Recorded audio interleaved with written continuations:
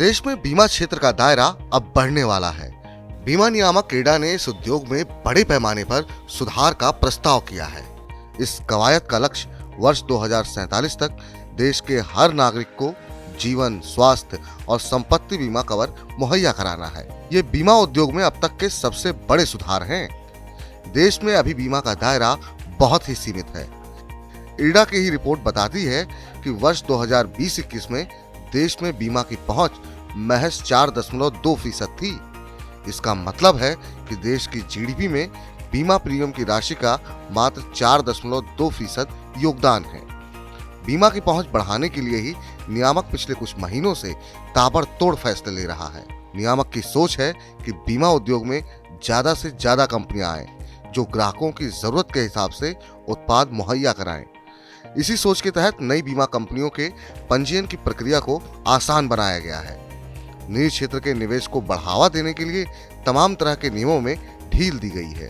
बीमा उत्पाद बेचने वाले कॉर्पोरेट और बीमा मार्केटिंग के एजेंटों को आजादी के साथ काम करने का प्रावधान किया गया है। बीमा कंपनियां बाजार से आसानी से पैसा जुटा सकें, इसकी भी व्यवस्था की गई है। IRDA ने सॉल्वेंसी मार्जिन के एवज में रकम रखने संबंधी नियमों में रियायत दी है ताकि बीमा कंपनियों को पूंजी की कमी ना रहे। सॉल्वेंसी मार्जिन घटने से बीमा कंपनियों के पास 3500 करोड़ रुपए की नकदी आने का अनुमान है। इस क्षेत्र में निवेश बढ़ाने के लिए बीमा कंपनियों में प्राइवेट इक्विटी फंड के सीधे निवेश को मंजूरी दे दी गई है। अभी तक PE फंड्स को बीमा क्षेत्र में निवेश के लिए अलग से कंपनी गठित करनी पड़ती थी। अब इस अनिवार्यता को समाप्त कर दिया गया है। इसका मतलब ये हुआ कि उद्योग घरानों की सब्सिडरी यूनिट अब अपने बूते बीमा कारोबार शुरू कर सकेंगी। इसके साथ ही प्रमोटर की परिभाषा में भी बदलाव किया गया है।